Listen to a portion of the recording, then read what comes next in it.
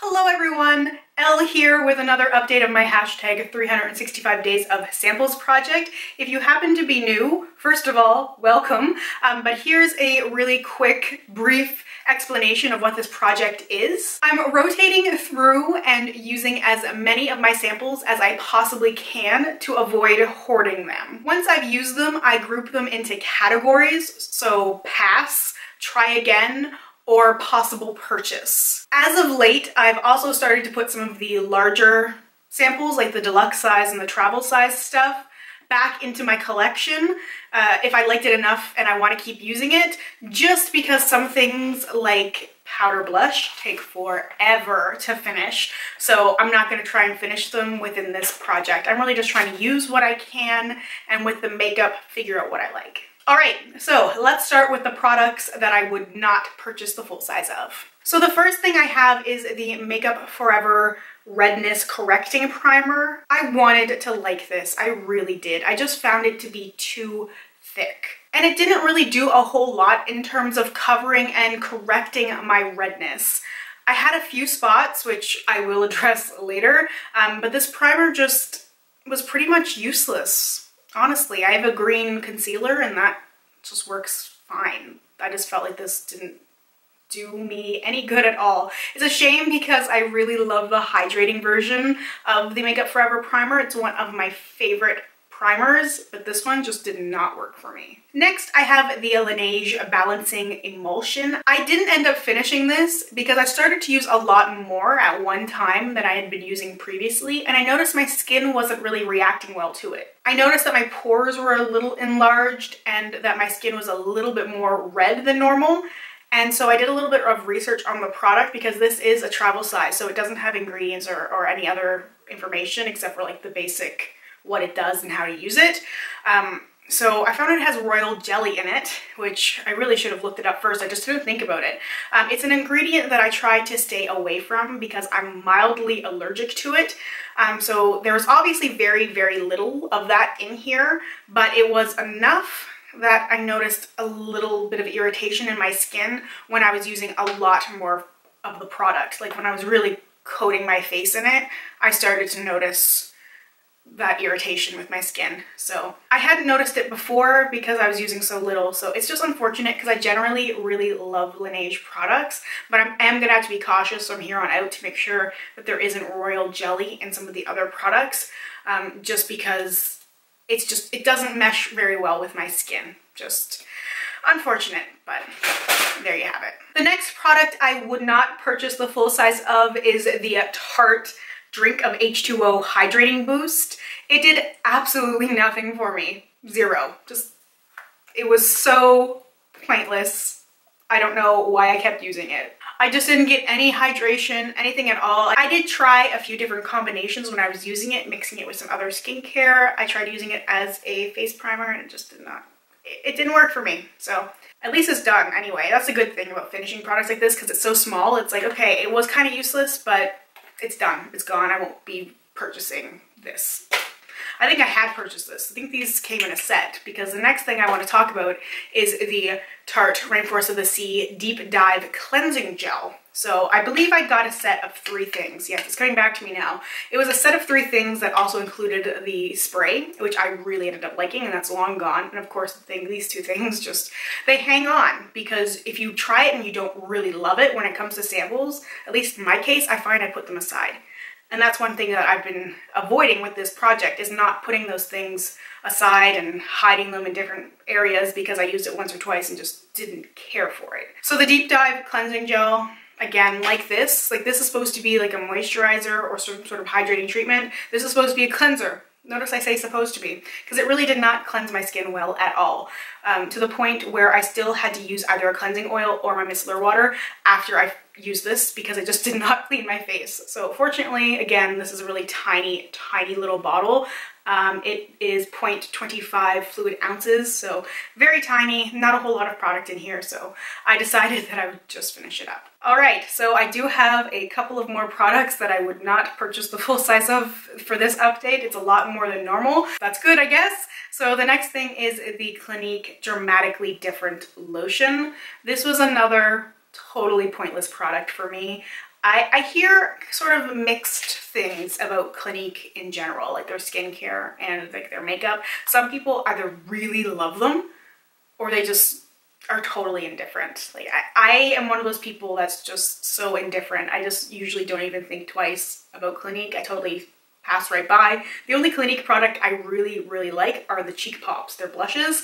Everything else I've tried, either I have a really bad reaction to. I've honestly broken out from a lot of Clinique face products and even some of their skincare stuff, which is, people always say, are you sure? Because it's like, it's allergy tested and it's supposed to be so good for problematic skin. It's just like, it just does not work for me. So this lotion for very dry to dry combination skin, I thought was gonna work for me because my skin is combination and it's been going back and forth between normal, dry, oily. I've been having some severe dry spots, but also some oily spots, but also some normal spots.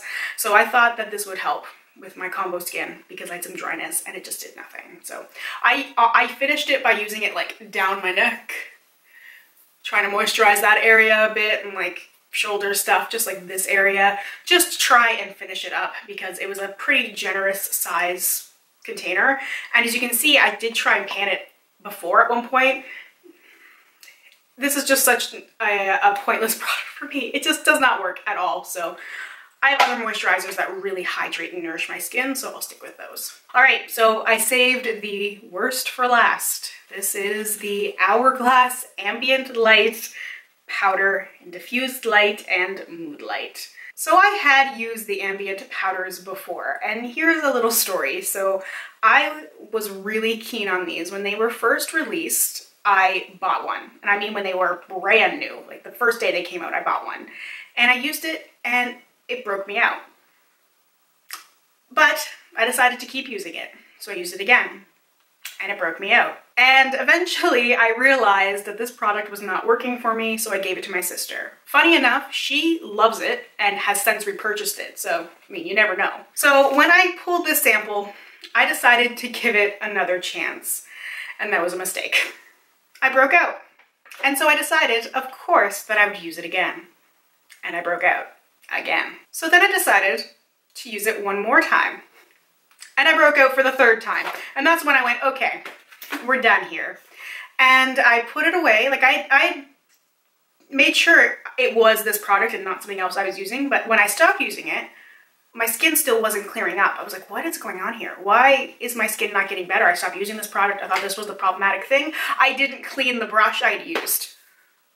Didn't even think about it. I was using the same brush and I had the powder still on the brush, so that was a really stupid move on my part. My skin is finally starting to get better again, but I mean, it was really feeling uncomfortable. I had a couple of breakouts that were just painful kind of breakouts, and I haven't had that experience before, but I had that reaction when I used the ambient light powder the first time I got it, and I had a reaction now. So obviously, this is something I need to stay far, far away from. It's a shame because I do think they are beautiful and they look so good on other people. Like, I won't even try the blushes or any of that other stuff they have in the ambient light family just because I had such a bad reaction. I'm just not gonna chance it. If it works for you, fantastic.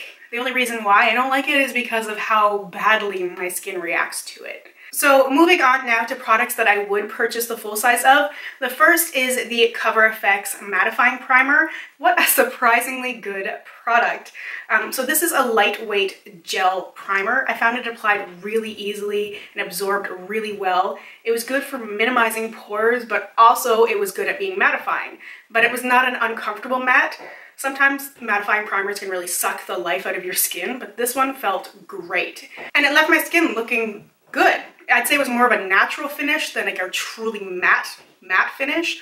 So if you have oily, really oily skin, it's probably not going to be the best primer for you, but I have combination skin that sometimes gets oily in certain spots. So this worked really, really well. I looked it up because I wanted to see what was in it. There's a lot of good ingredients. It's got willow bark extract in it, which contains salicylic acid naturally, so it's good for acne prone skin. So I was glad I had it when I had those little breakouts. And I know a lot of the people who watch us, a lot of my friends here are cruelty free and some people are vegan, and this is a vegan product. So I just thought I'd mention that because I do see that come up every now and then. So I've added this guy to my Sephora wish list. I'm a primer junkie and I can't wait to have all the ones I love. I also finished the Replica Beach Walk fragrance. I'm obsessed with this scent. I've talked about it before. It has notes of bergamot, which is a type of orange, coconut milk, lemon, pink pepper, and musk. And I really love citrus-based scents, and this one truly does smell like a summer day.